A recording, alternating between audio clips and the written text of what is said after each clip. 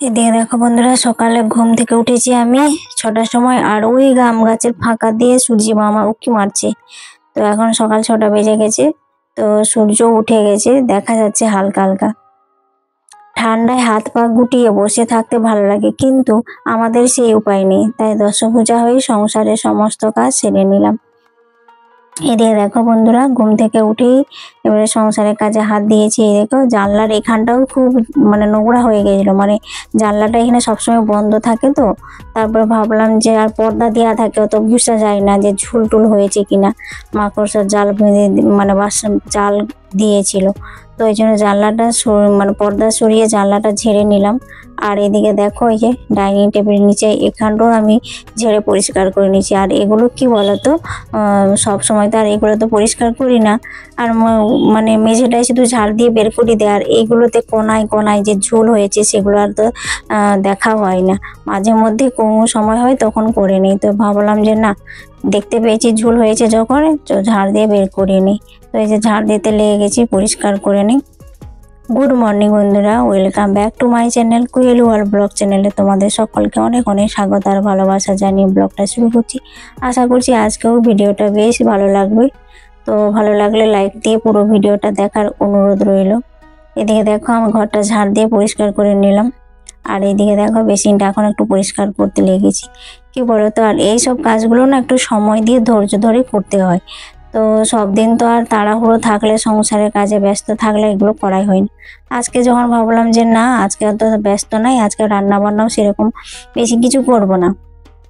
Husband যেহেতু বাইরে বেশিরভাগ সময়টি ডিউটি থাকে, তো মা মেয়ে আমরা আছি। তো আর একদিন পরে মেয়ের স্কুল খুলে যাবে, তখন আবার চাপ হয়ে যাবে। তখন আমাকে সেই 5:30 6টার মধ্যে ঘুম থেকে উঠে আবার সংসারের সব কাজ করতে হবে। এই কদিন মেয়ের এখন একটা দিন আরাম করে এখন উঠছি ঘুম থেকে। তো যাই হোক, সংসারের সব কাজ সেরে নিয়ে এদিকে এখন চান টান করে পুজো টুজো দিয়ে চলে আসলাম। তো কি বলতো, এখন টিফিন খাবো আর খিদেও পেয়ে গেছে। আর সকালে আমি শুধু ওই চা খেয়েছিলাম। আর কি বলতো, আর ওই যে আগের দিন ওই যে পাটিসাপটা বানিয়েছিলাম আর দুধ পুলি, তো সেটাই রয়েছে। আর আমার না দুধ পুলি খেতে খুব ভালো লাগে, আর দুধ পুলিটা হচ্ছে বাসি হলে আরো ভালো লাগে।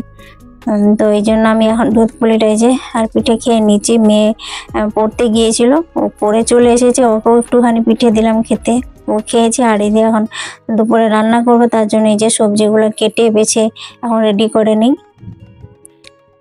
তো যতই ঠান্ডা হোক, আর কি করবো বলো তো, ঠান্ডাতে তো সবার মানুষের একটু কষ্ট হয়, যে ঠান্ডাতে এত ঠান্ডায় উঠে আবার সংসারের কাজ, জলে হাত দেওয়া খুব কষ্টকর ব্যাপার ঠান্ডা জলে।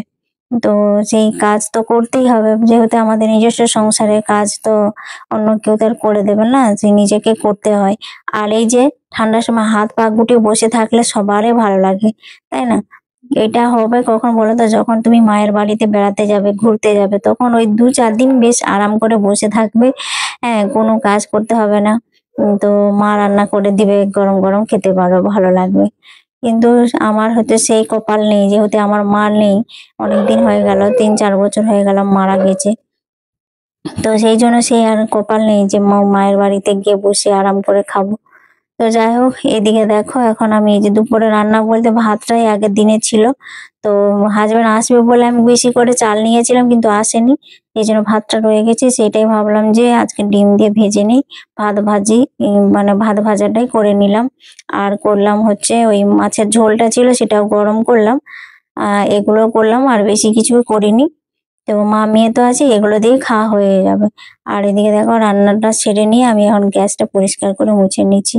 আর আমি রান্নার পরে গ্যাস ট্যাস পরিষ্কার করে মুছি, কি বলতো, 5-10 মিনিট সময় নিয়ে এরকম ভাবে পরিষ্কার করে মুছে নিলে না, রান্নাঘরে কখনো যে তেল চেটচেটে হবে না।